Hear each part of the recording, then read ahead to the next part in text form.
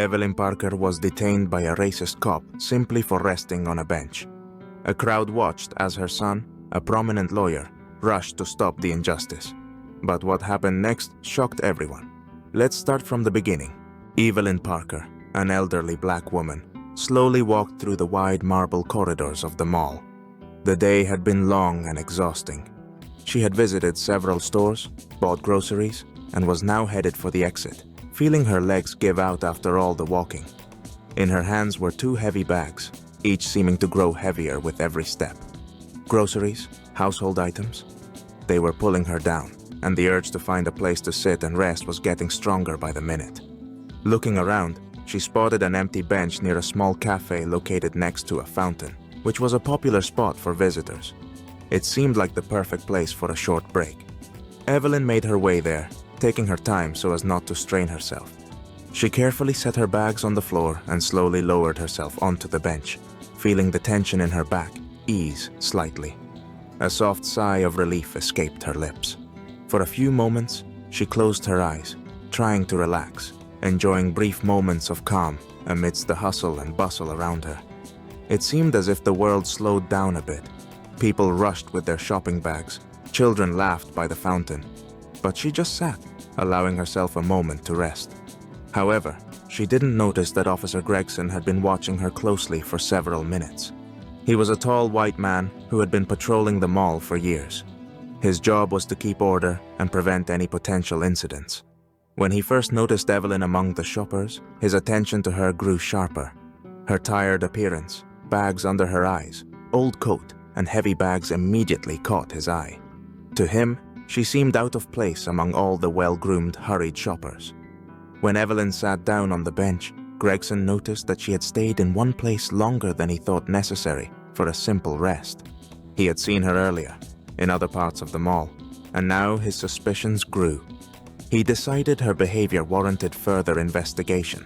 Officer Gregson, a seasoned patrolman, had been working at this mall for a long time and had seen it all, from minor thefts to serious incidents. Daily patrols were his routine, walking through the stores, keeping an eye on visitors, and listening to what was going on around him.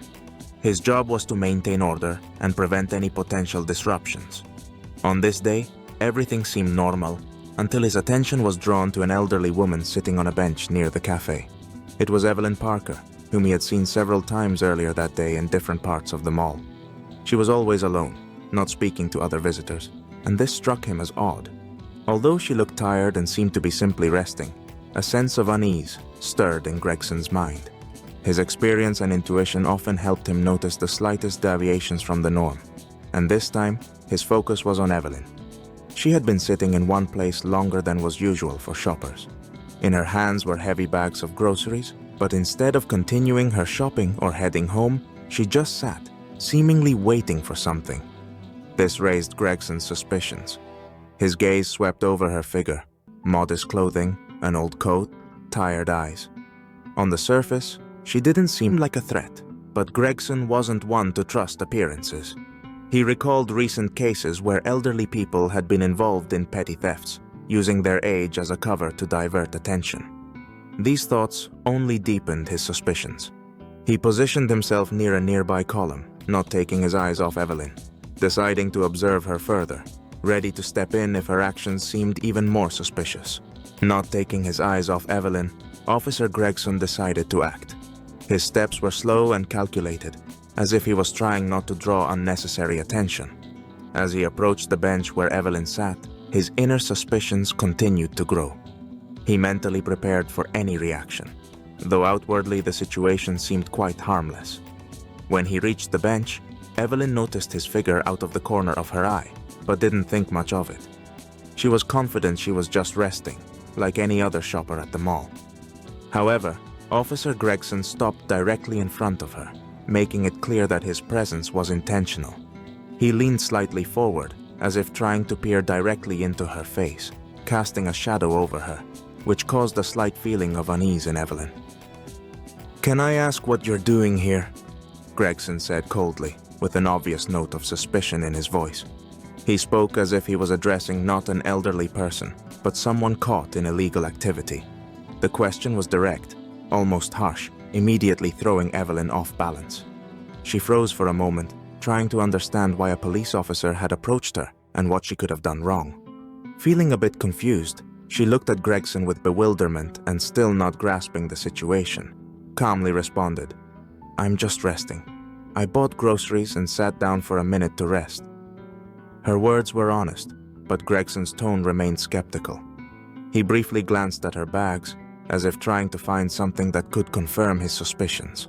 But instead, he met her tired eyes, which showed no hint of any hidden intentions. Officer Gregson listened to Evelyn's response, but his internal discontent only grew. Her simple explanation didn't satisfy his suspicions. He frowned, as if her words weren't convincing, and decided to continue questioning her. He felt that this woman was hiding something, and his professional wariness overrode his reason. "Why have you been sitting here for so long?" he asked sharply, squinting at her coldly. "You've been here alone for a while, and it seems strange to me that you're not moving on." His tone was almost accusatory, even though there was nothing incriminating in her behavior. Evelyn frowned, confused by the aggressive questioning. She honestly tried to explain that she was simply tired after a long day of shopping and had sat down to rest, like many other visitors in the mall. "I've been to several stores, and my legs are really tired," she replied calmly, trying not to react to the increasing pressure. "I just needed to sit down for a few minutes." But Gregson wasn't about to let the situation go. He felt that her answers didn't match his expectations. He was convinced that people who acted suspiciously always tried to hide their true motives. He pressed on, insisting that her behavior raised doubts. "You've been sitting here too long. This doesn't look like a simple rest. Why aren't you going home or continuing your errands?" he asked with a tone of challenge, as if trying to catch her in a lie. Evelyn began to feel uneasy. She didn't understand why she was being treated with such suspicion. In her eyes, the police officer was turning from a protector of order into someone who was trying to accuse her for no reason. Despite the growing sense of injustice, she tried to remain calm. "I'm just resting. I'm not bothering anyone," she said quietly, hoping this would end the conversation. But Gregson persisted, his suspicions unwavering. Despite Evelyn's calm and clear explanations, Officer Gregson was not satisfied with her answers. His suspicions seemed only to grow, and he made the decision to take things further. "I think you're acting suspiciously," he stated coldly. Deciding to err on the side of caution, he chose to detain Evelyn for further questioning. "Show me your ID," Gregson demanded, his voice official and unyielding. Evelyn, confused, looked at him, unsure why she was being asked to present identification in what seemed like a simple rest in the mall. Her hands trembled slightly with anxiety, but she slowly reached into her bag for her ID. Those nearby, who had been watching the situation, began to exchange glances. Many had seen Evelyn simply sitting on the bench, and there was nothing suspicious about her behavior or appearance.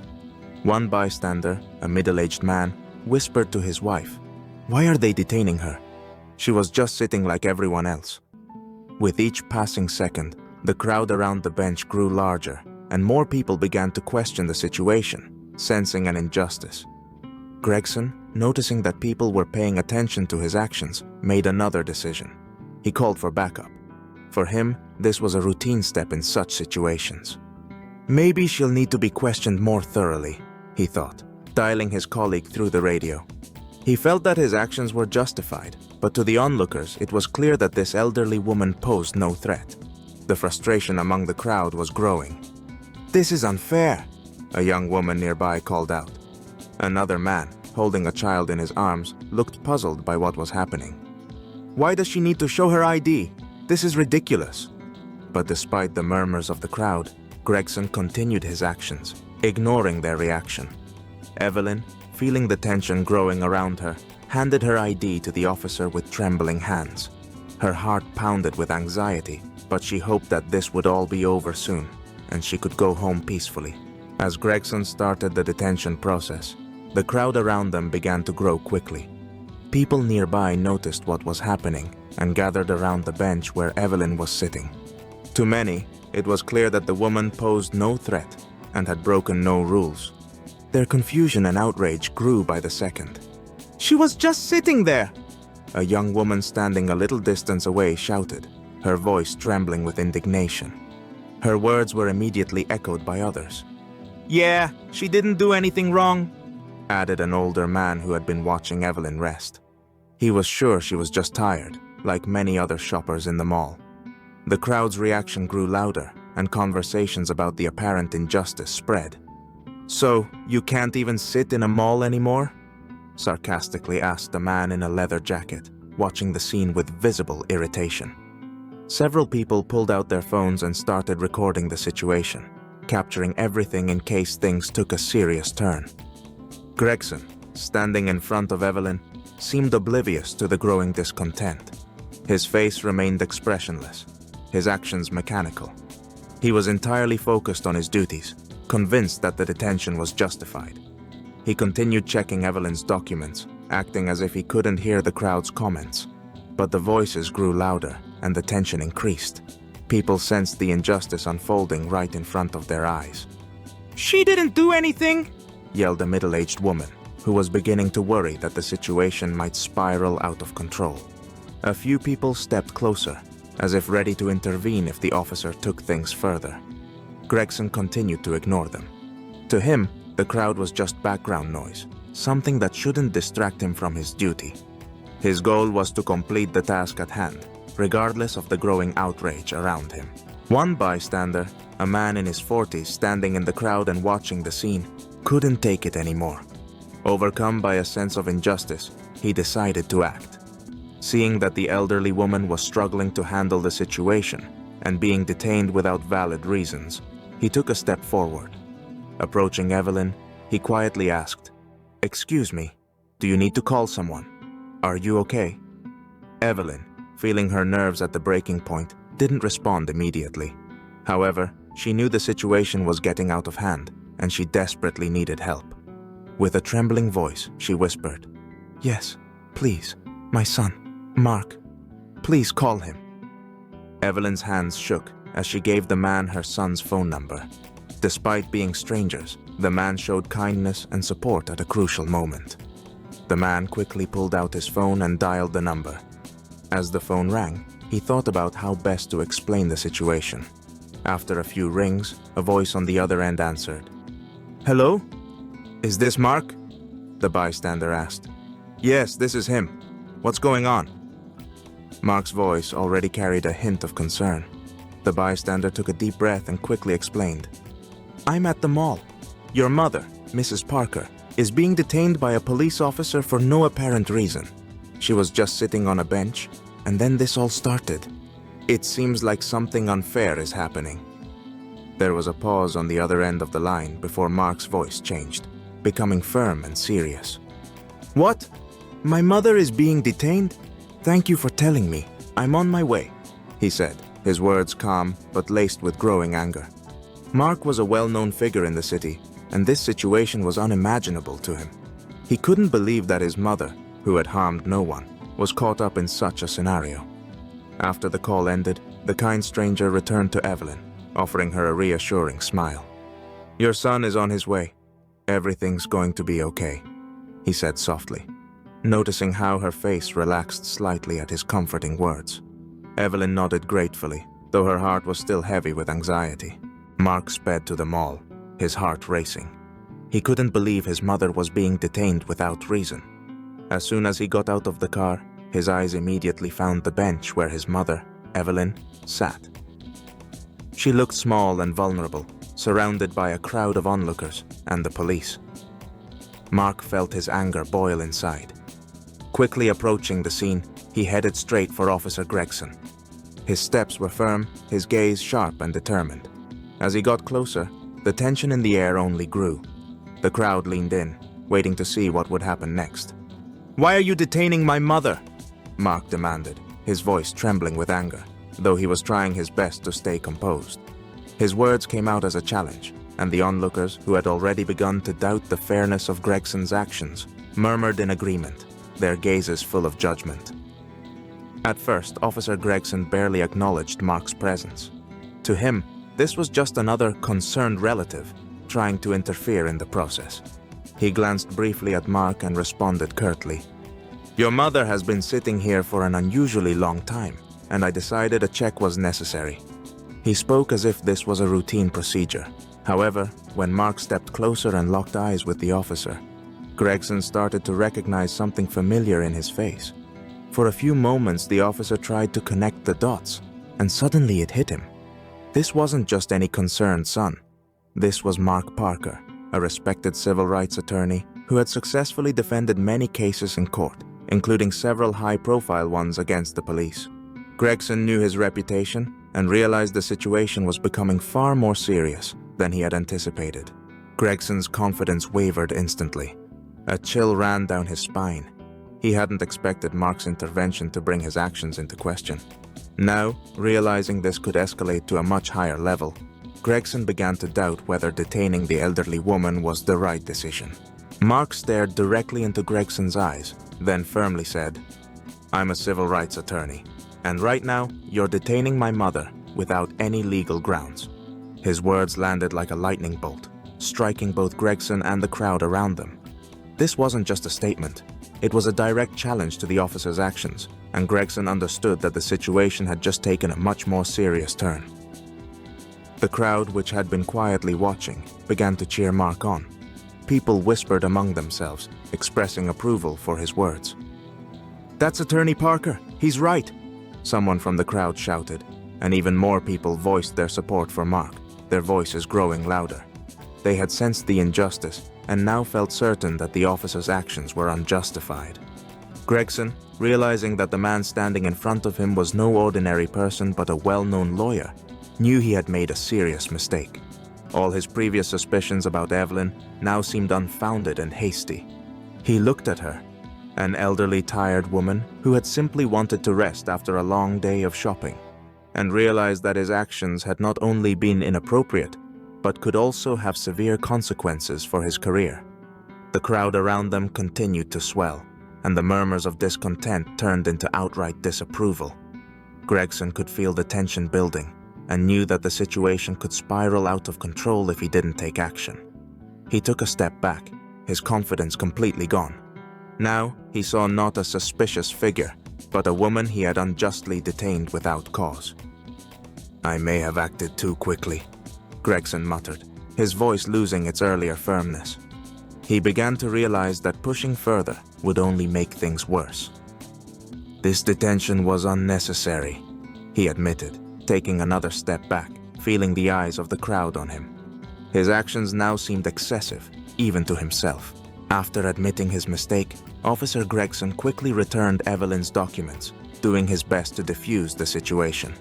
He apologized for the detention, realizing he had gone too far.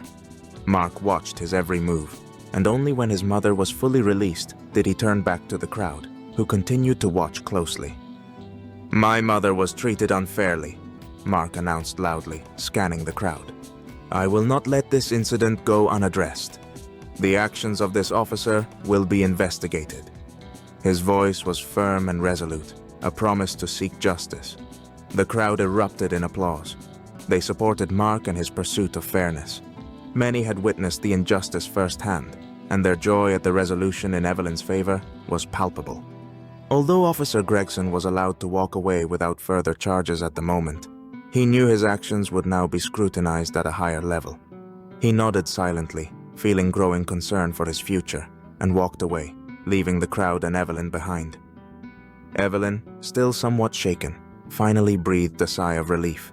She smiled gratefully at her son, her eyes filled with gratitude. "Thank you for coming," she said softly, barely holding back tears. Mark, hugging his mother, reassured her that justice would prevail. In the days that followed, the incident gained widespread attention. Videos of the detention, recorded by bystanders, quickly spread on social media, sparking a wave of discussions about police conduct. Under public pressure, the police launched an internal investigation. This case became an example for re-examining how officers engage with citizens in such situations, particularly with the elderly and minorities. For Evelyn, the incident served as a reminder of how fragile justice can be, but also of the power of family and community support to restore balance. And for Mark, It was yet another victory in his fight for the rights and dignity of people like his mother, who face injustice every day.